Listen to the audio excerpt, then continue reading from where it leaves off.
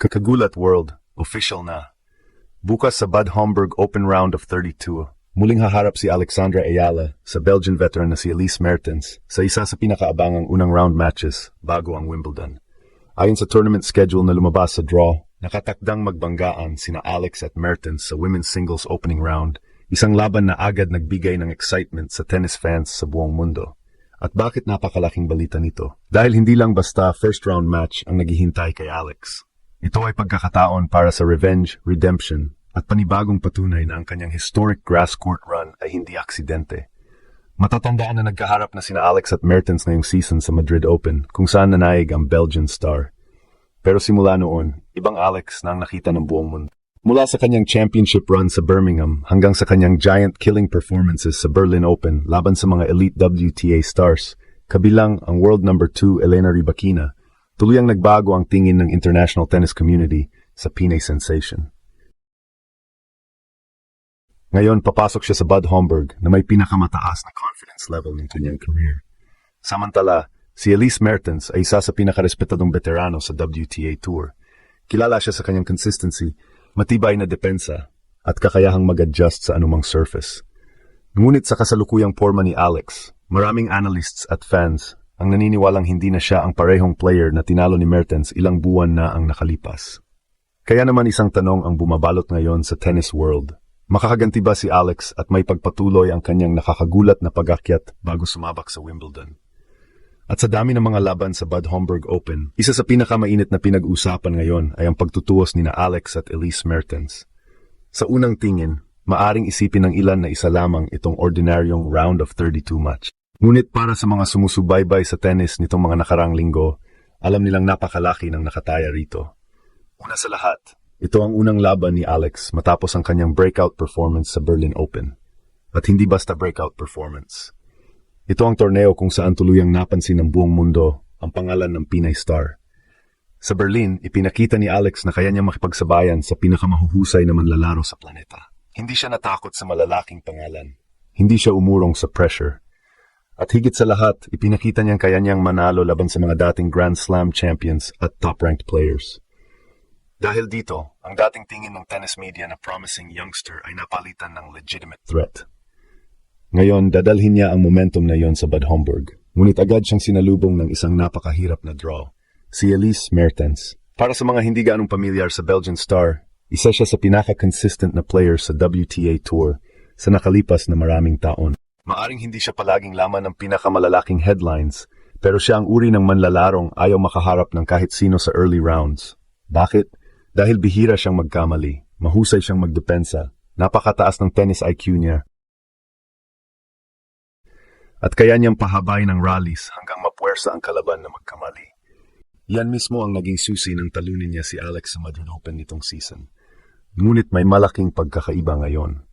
Ang Alex na haharap kay Mertens sa Bad Homburg ay hindi na ang parehong player na nakita natin noong Madrid.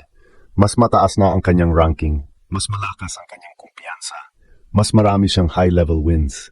At higit sa lahat, napatunayan na niya sa grass courts na kaya niyang talunin ang mga manlalarong mas mataas ang ranking kaysa sa kanya. Ito ang dahilan kung bakit maraming international fans ang naniniwalang isa ito sa mga pinaka-dangerous first-round matches sa buong tournament.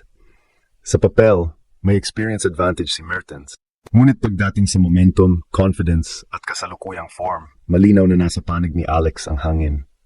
At kung may pagpapatuloy niya ang parehong agresibong laro na ipinakita niya sa Berlin, may posibilidad na masaksihan na naman ng buong mundo ang isa pang malaking upset mula sa Pinay sensation. Isang panalo lamang ang pagitan ni Alex sa panibagong statement victory. At kung mangyari iyon, lalo pang lalakas ang usapan na hindi na lamang siya future star ng tennis. Isa na siyang tunay na contender na kayang gulatin ang kahit sino sa WTA Tour. At habang papalapit ang laban ni na Alex at Elise Mertens sa Bad Homburg Open, lalong umiinit ang usapan sa international tennis community. Hindi lamang dahil sa ranking, hindi lamang dahil sa momentum, kundi dahil sa isang simpleng dahilan, may unfinished business ang dalawang ito. Noong nagharap sila sa Madrid Open ngayong season, si Mertens ang nakalabas na panalo. Sa panahong iyon, si Alex ay nasa proseso pa lamang ng pagbuo ng kanyang kumpiyansa laban sa mga elite players ng WTA Tour. Pero pagkatapos ng Madrid, may malaking pagbabago na nangyari. Unti-unting naging mas agresibo ang kanyang laro. Mas naging matapang siya sa malalaking puntos.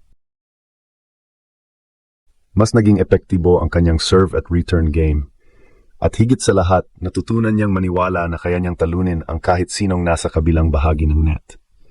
Yan ang pinakamalaking dahilan kung maraming tennis analysts ang nagsasabing ibang laban na ito kumpara sa Madrid. Kung susuriin ang kanilang playing styles, napaka-interesante na magiging laban. Si Mertens ay isang player na mahilig magpatagal ng rallies. Pinipilit niyang mapagod ang kalaban at maghintay ng tamang pagkakataon upang umatake. Samantala si Alex ay mas agresibo. Kapag nakita niyang may opening, agad siyang sumusugod. Mahilig siyang kumuha ng control sa baseline at pilitin ang kalaban na maglaro sa kanyang bilis. Kapag naging matagumpay si Alex sa pagdikta ng tempo ng laban, malaking problema iyon para kay Mertens. Ngunit kung magtagumpay naman si Mertens na pahabain ang rallies at gawing defensive battle ang match, maari nitong ilayo si Alex sa kanyang comfort zone. Kaya napakahalaga ng unang set. Sa katunayan, maraming observers ang naniniwalang maaring magtakda ng direksyon ng buong laban ang opening set pa lamang. Kapag nakakuha agad ng momentum si Alex, maari niyang dalhin ang enerhiya ng Berlin Open hanggang Bad Homburg. At yun ang eksaktong kinatatakutan ng maraming seeded players ngayon. Dahil sa kasalukuyan, si Alex ang isa sa pinakamainit na pangalan sa buong grass court season. Hindi na siya simpleng wildcard story, hindi na siya feel-good underdog, hindi na siya sorpresa, isa na siyang tunay na banta. At marahil ito ang pinakamalaking pagbabago sa kanyang career. Dati, si Alex ang humahabol sa mga top players. Ngayon, ang mga top players na ang kailangang maghanda ng mabuti kapag nakita nila ang kanyang pangalan sa draw. Kung makakakuha siya ng panalo laban kay Elise Mertens, hindi lamang ito magiging revenge victory. At ito ay maging isa pang malakas na mensahe sa buong tennis world bago magsimula ang Wimbledon. Isang mensaheng nagsasabing ang Filipina star na minsang tinawag na future prospect ay dumating na. At kung magpapatuloy ang kanyang kasalukuyang forma, baka hindi na lamang ang Bad Homburg ang magulat, pati Wimbledon mismo ang susunod na yugyugin ni Alex. At isang bagay ang malinaw habang papalapit ang Alex vs Elise Mertens showdown sa Bad Homburg Open. Hindi na basta prospect si Alex. Isa na siyang lehitimong contender na kayang magbigay ng problema sa kahit sinong player sa WTA Tour. Mula Birmingham champion hanggang sa historic victory sa Berlin, pinatunayan niyang hindi aksidente ang kanyang pagangat. Ngayon, haharap siya sa isang napakahalagang pagsubok laban kay Mertens, isang veteranong minsan nang humarang sa kanyang landas. Ngunit dala ni Alex ang bagong kumpiyansa, mas malaking karanasan, at momentum na ikinagulat ng buong mundo. Kung may pagpapatuloy niya ang kanyang world-class form, ito na naman ang simula ng panibagong historic run para sa Pilipinas. At habang nakatuok ang buong tennis world, handang-handa na namang gulatin ni Alex ang mundo.